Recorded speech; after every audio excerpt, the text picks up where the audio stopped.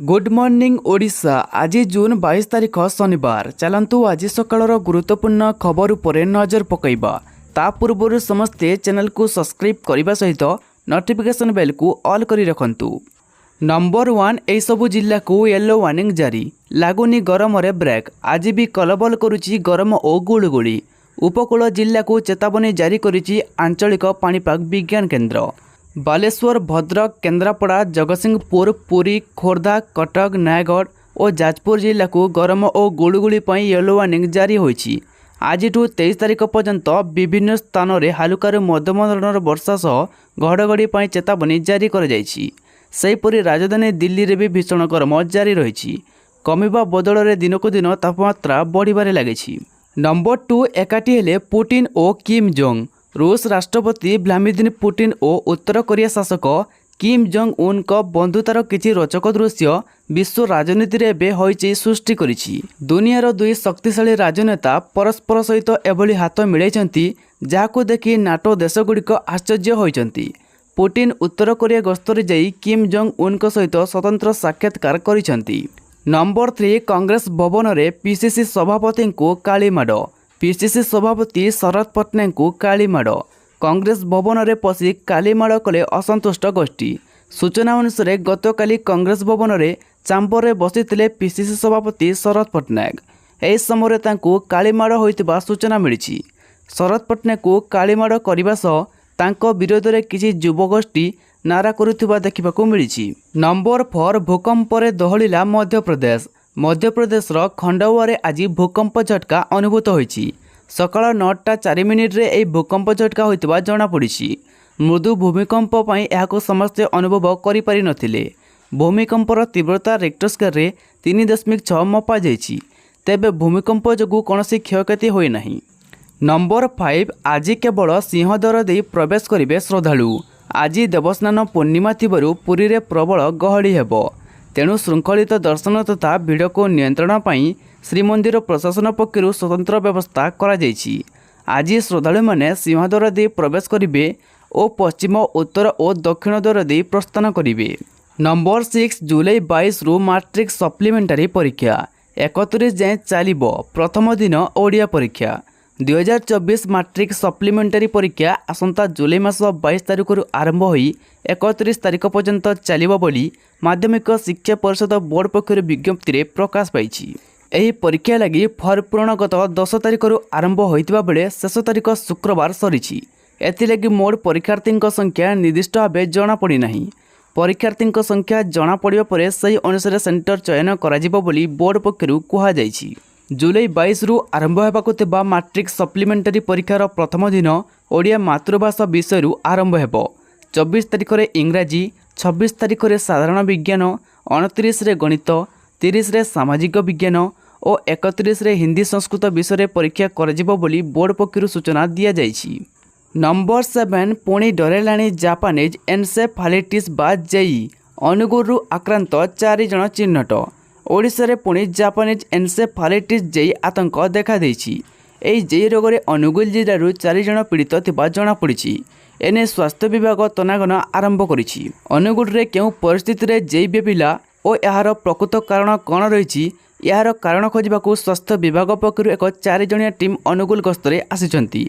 सेमाने जिल्ला रे मलेरिया ठारू आरंभ करी जेई संपर्क रे तथ्य हासिल करिवे। नंबर 8 नीट काउंसेलिंग उपरे रोक लगाइबाकू मना कले सुप्रीम कोर्ट। नीट काउंसेलिंग उपरे रोक लगाइबाकू पुणी थरे मना कले सुप्रीम कोर्ट। आज नीट मामला रे आउ एक शुणाणी करी काउंसेलिंग प्रक्रिया रे रोक लगाइबाकू मना कले कोर्ट। तेबे परीक्षा परिचालना करितबा नेशनल टेस्टिंग एजेंसी एनटीए को पुणी नोटिस जारी करिसेंती कोर्ट। नंबर 9 लोकंक मुख्यमंत्री लोकंक सरकार। एणिकी प्रतिदिन 2 घंटा पई हेबो लोकंक अभियोग शुणाणी। मुख्यमंत्री बड़ घोषणा। एणिकी प्रतिदिन हेबो लोकंक अभियोग शुणाणी। प्रतिदिन अपराह्न 3टा रु 5टा पर्यंत मुख्यमंत्री लोकंक अभियोग शुणिबे। मुख्यमंत्री श्री मोहन चरण माझी प्रतिदिन 2 घंटा पई लोकंक अभियोग शुणिबे। आज एही अभियोग शुणाणी आरंभ हेबो। भुवनेश्वर रे थिबा राज्य अतिथि भवन कार्यालय रे अपराह्न 3टा रु 5टा पर्यंत लोकंक समस्या शुणिबे एवं अभियोग पत्र ग्रहण करी समस्या समाधान पई पदक्षेप नेबे। नंबर 10 26 रु 28 मध्य लघुचाप संभावना बंगोपसागर में दाना बांधुची लघुचाप आसंता 26 रु 28 तारिख मध्य लघुचाप होबार संभावना रही। यार प्रभाव में ओडिशार वर्षा परिमाण बढ़िबो।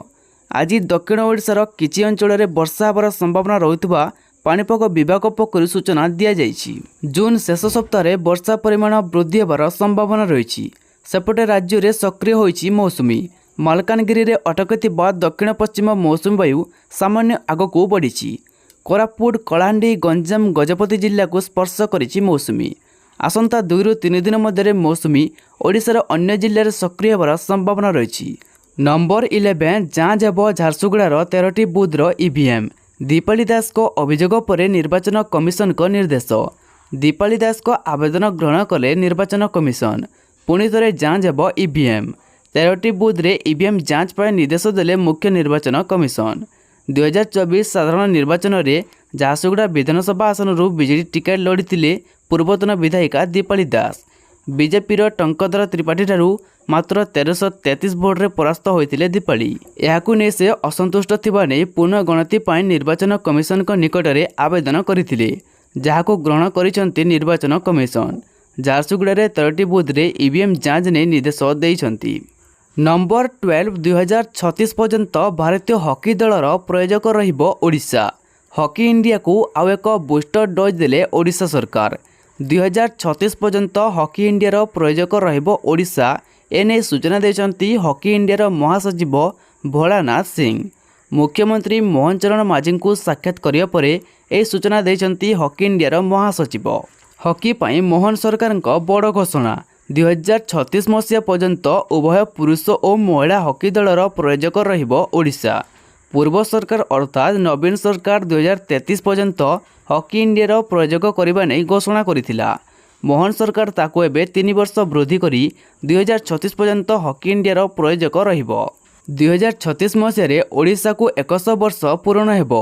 यहाको स्मरण करिबा पई एबेठु ओडिशा सरकार नेइचंती बड़ पदक्षेप, जहाँफल 2036 पर्यंत भारतीय हॉकी दलर प्रयोजक रहिबो ओडिशा। नंबर 13 प्रत्येक पंचायत हेब आरोग्यम सेंटर। नियुक्ति पाइबे योग शिक्षक। शुक्रवार अंतर्जातीय योग दिवस पालित अवसर में गांधी स्टेडियम बलांगीर ठारे आयोजित योग शिविर में मुख्य अतिथि भाव जोगदे योगाभ्यास करिसेंती मुकेश महालिंग। नियमित योग अभ्यास आम जीवन में सकारात्मक प्रभाव आनी थे। यह अवसर में मंत्री मुकेश महालिंग कहते राज्य में प्रत्येक पंचायत हेब आरोग्यम सेंटर। योग एवं आयुर्वेदर प्रचार पाई खोलिबो आरोग्यम सेंटर। प्रति आरोग्यम सेंटर रे योग शिक्षक रहिबा बोली मुकेश महालिंग कहते।